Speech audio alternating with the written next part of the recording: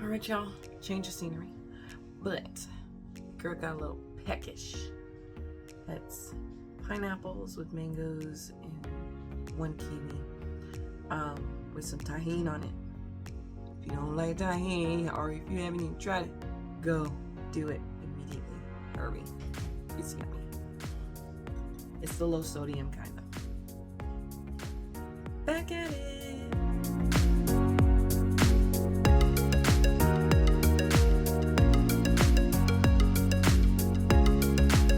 Okay, so we are now chapter 4. 10 hours, 15 minutes, 24 seconds. I'm pretty sure you see my little ambiance in the background, a screen reflection. Anyhow, chapter 4. So I was gonna be like, oh, update you every chapter. And then I was like, no, let's, update every time something happens. Well, something happened in chapter 3. And so now we're to the point of, here we go. So we did another flashback.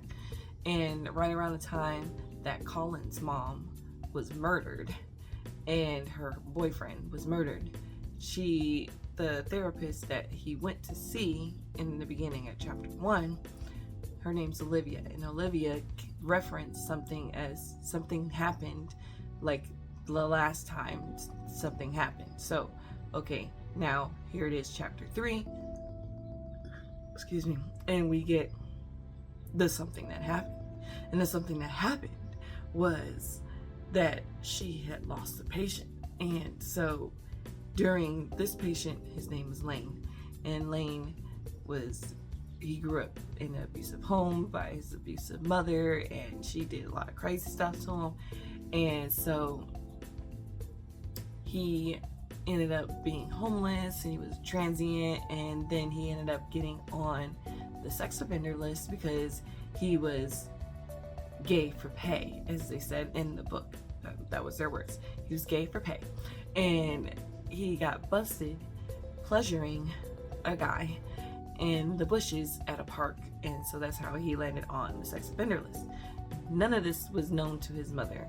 And so after he did his time or whatever, he ended up getting a job after seeing Olivia for a while, and he ended up getting a job. And then he had anger issues, other issues of the sort, and so therefore he had to deal with all of that while working. And so he went to work one day, and a lady was getting on his nerves, and so therefore he ended up blowing his top, and he lost his job, Lane. Excuse me. So Lane lost his job, and now he's all distraught, didn't know what to do with himself. So he went home, and then he woke up the next day because he didn't want his mom to know that he lost his job. And so he went to the library and everything else. So the mom called the job, and mom is a piece of work, nothing to be wanting to deal with. And so the boss told him, like, he's got a rap sheet. He's lucky I hired him in the first place, so don't even say anything else. And if you don't know what he did, look it up on the internet. So she did, found out he was gay for pay and everything else. And then so he went to the office all distraught, upset about life. And then so from then on, he went to go see Olivia and for an emergency session. And the emergency session, she hypnotizes him, and she tries to get him to that safe place. But he was so upset when he originally went into the trance that he was like beyond words upset. I'm so sorry, Mom. And he's cussing at her, and he's referring to her as Mom instead of Olivia, like he always does. And so, little unbeknownst to her, he had the gun in his jacket. And so he wouldn't come out of the trance. And so he looked like he was about to stand up and start bucking at her. So she left the room for a half a second and went into the other therapist's office, and she used her code of the sink is backing up. Like, you need to come on, help me with this patient. And so she gets out and the room, the lady excuses herself. She closes the door and she's like, so what happened? What's going on? And you start taking my allergy pills again. And so when she gets out of the room, Winnie is the other therapist's name, and her and Winnie, she explained Winnie like it's Lane, and he won't come out of his trance. He's very upset. She's like, Winnie was like, yo, you shouldn't have left him by himself. What are you, crazy? And so she steps into the door, and Lane's back is to the window, like he was about to, chuck himself out the window because he attempted suicide multiple times. And so Winnie sees the guy at the window, Lane at the window, and Lane just said, oh, I'll show you. Bow bow. Oh, Lane's on the floor. Not Lane. Winnie's on the floor. Lane's shooting everybody, and then so Olivia steps in. She's like, Lane, what are you doing? Oh my gosh, what's this? Bow. He shoots her in the arm. And so she goes down. She's like, oh no. Out comes running Lane to see her on the wall, and he's like, oh snap. Like he just came out of the trance. And so she sees him, and he's like looking distraught. So he brings the guns up to his chin and blows his brains loose. And so it was like, she was like, oh no, wait, no. And he's gone.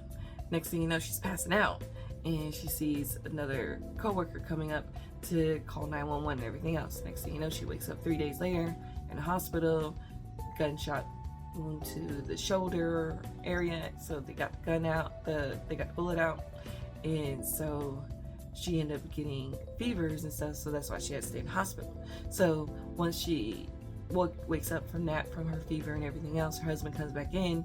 She sees the newspaper talking about Colin's mom, and went from front page news to second page news, where her name became the first page news because of the whole incident at her office. And so the mom, Lane's mom, calls her, says, you're gonna pay for what you did to my son. He was doing fine until you did all that head shrinking stuff, blah blah blah. Hang up the phone. And that was the last sentence of her, in the chapter 3. So now we're on to chapter 4. Lots of stuff going on. I can't wait to get back to it.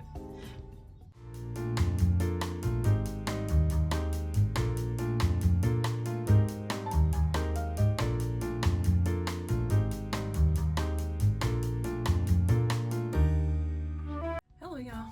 So, back at it again, and we are now at 9 hours, 10 minutes, 39 seconds. Still got more of Geraldine Renee in the background. Anyhow, I finished her hour of reading with her. So cool. Nice and quiet. Nice reading with somebody. Anyhow, I'm on now chapter 7. And anyhow, chapters 4, 5, and 6 are shaping up to be just, what happened in the events after the murder of Colin's parents, and the shooting happened at Olivia's, and how things progressed from there. There was for Colin, he thought that the police were watching him because they felt like he was a suspect, and they were looking at him as the murderer and making sure he didn't murder his grandparents. But one of the cops he befriended,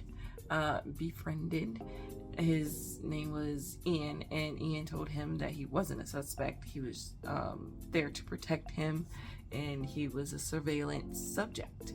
And so they found out that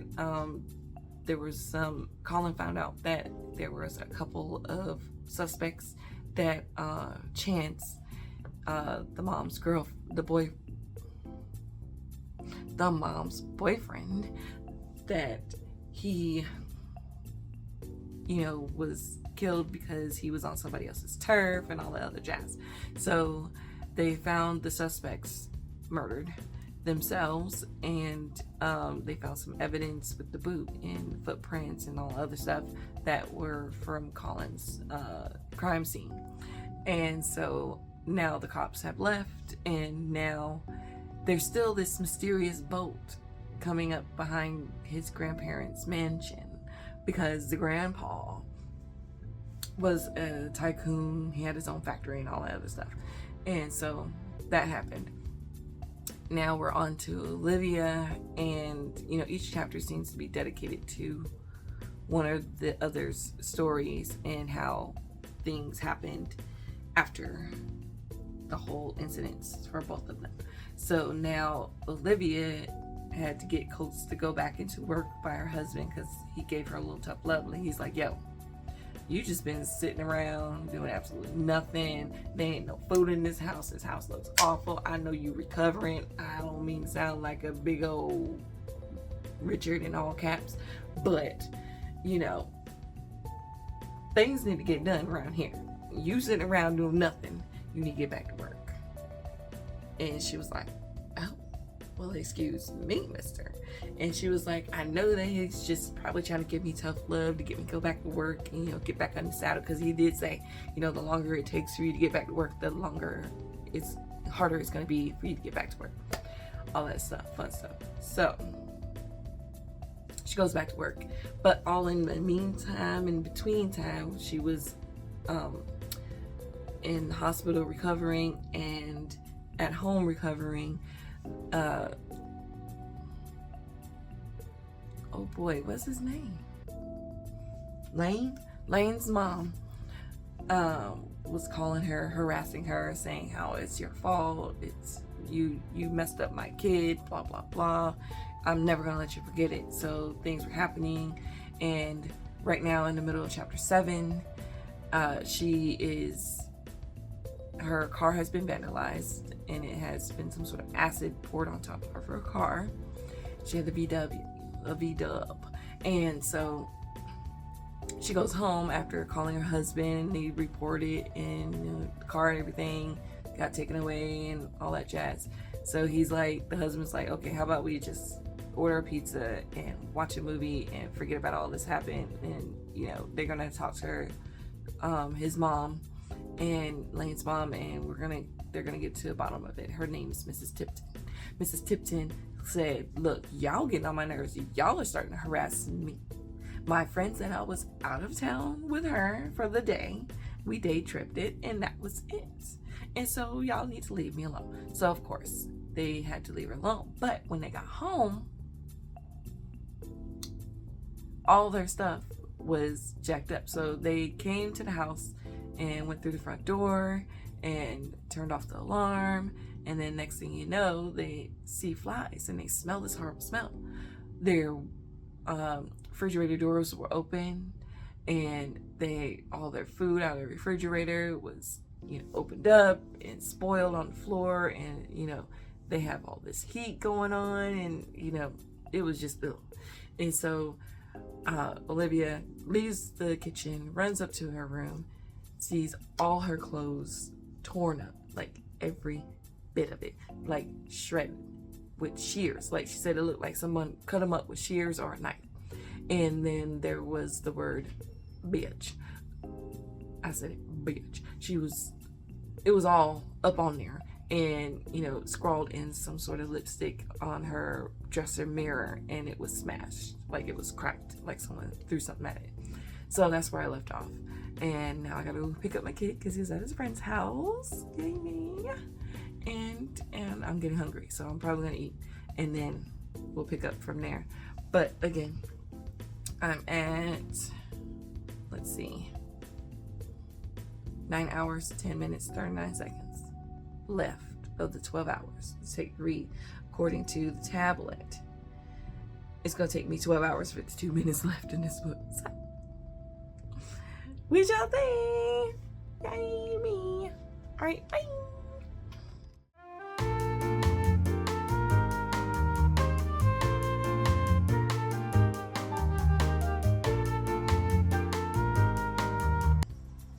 Okay, y'all.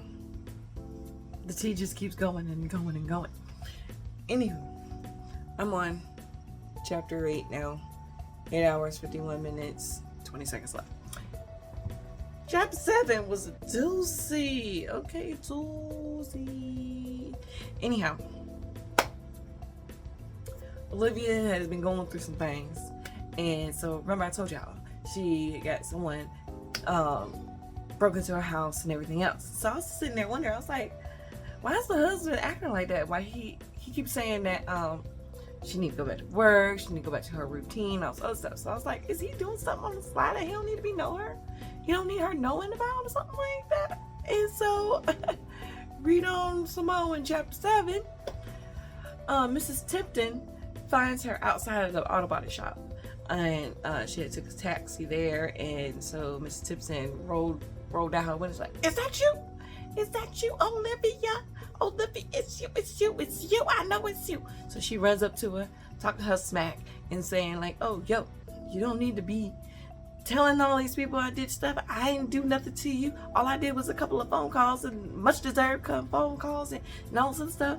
And she was all in her face about things. And Olivia's like, look, I ain't got to listen to all this after all the whole back and forth and stuff. So she goes into the auto body shop, and old Mrs. Tipton, she goes off and walks off, and she's about to go, I guess, back to her car, and she gets rammed over.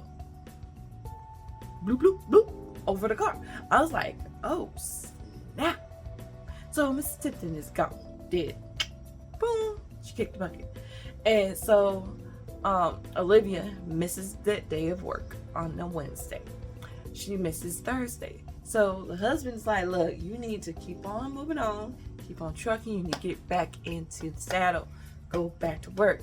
Your therapy is helping other people. Your therapy is therapy helping other people. So she's back in there. She's in there with some lady named Corinne.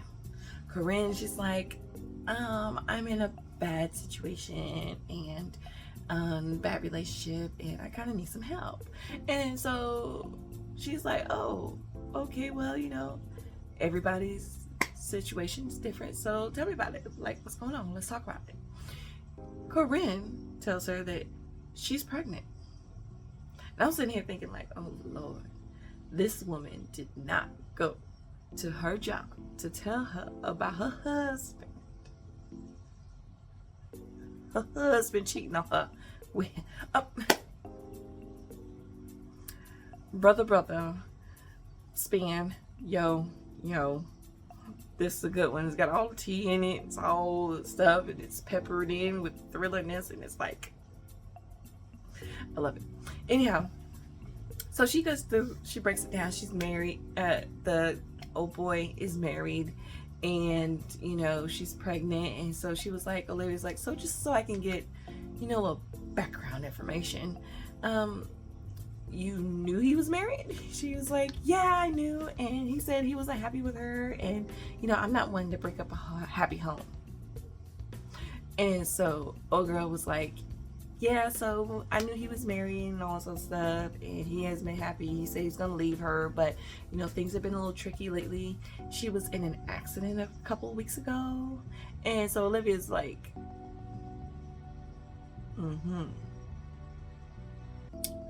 proceed with your story, ma'am. What else? And so she was like, oh, I went to his house while she was in the hospital, and you know, we had sex in their bed. And I was like, what? Olivia was like, what? So you had sex in the bed with the husband? And she was like putting 2 and 2 and 3 together, and she came out with the right answer. And so the lady was like, yeah, I was with your husband, and you know, he said he was going to talk to you about it, and I've done some things, and my hormones have been up and down lately, and he was going to talk to you about not pressing charges. And so Olivia's like, so when you slept with him at the house, you memorized the code to get in, and you got a key made, correct because you said you felt like you belonged there in my house, in my bed with my husband. She said yes. I was like, oh, okay, all right. So Olivia got big mad, rightfully so. She said, you need to get out. Get the F out. Get out! And that's where her chapter 7 ended. So, getting back to it, because the tea is real. Bye-bye!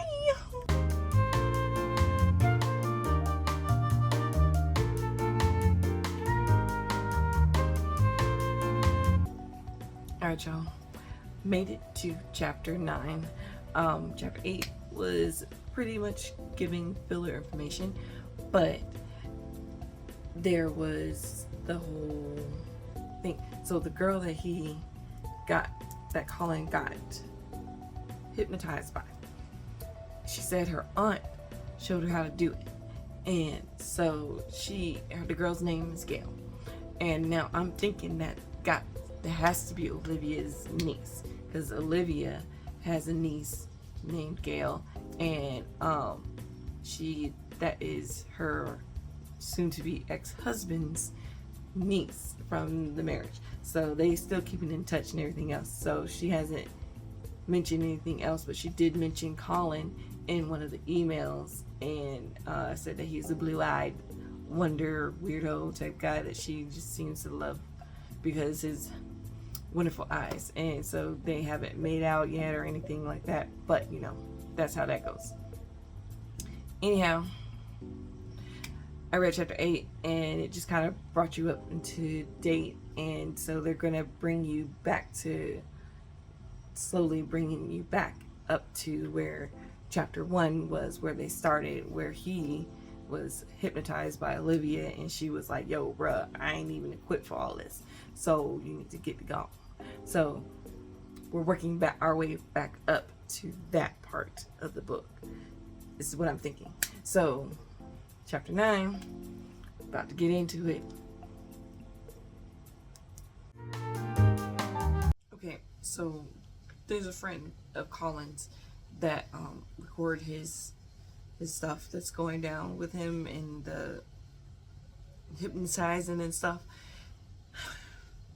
It says, I just read, Fernando never got to finish his text to Colin. Why? Mr. K, oh, you hitting me with stuff, man. You hitting me with stuff that I don't appreciate. Why did Fernando not get to finish his text to Colin after he got into a car that he thumbed a ride for? First of all, why is he thumbing rides? He does that all the time, but still. You're thumbing a ride to school that you...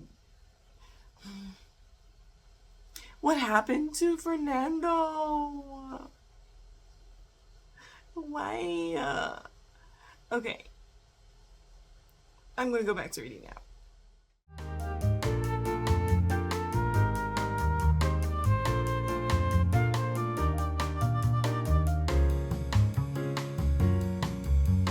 Hello! Just like I've been reading literally all day, looking at screen, my eyes are tired.